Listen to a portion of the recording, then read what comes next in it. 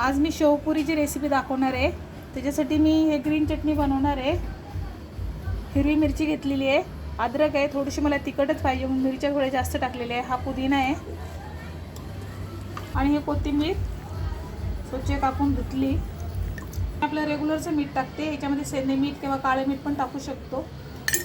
थोडेसे शेंगदाणे मी बारीक करून घेते आणि थोडंसं गार पाणी टाकते आणि अर्ध लिंबू टाकणार आहे याच्यामध्ये, असं पिळणार आहे। हे बघा, हे ग्रीन चटणी, हे गोड चटणी मी घरीच बनवलेली आहे। याची रेसिपी मी तुम्हाला परत दाखवेन। हा शेव घेतलेला आहे, हा बटाटा, कांदा, टमॅटो आणि कोथिंबीर। मी बटाटा पुरीवर लावून घेते पहिलं। हे माझा बटाटा लावून झालेला आहे। आता मी कांदा टाकते, थोडासा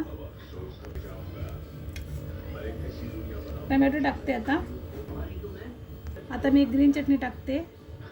ग्रीन चटणी टाकली मी, आता गोड चटणी टाकते।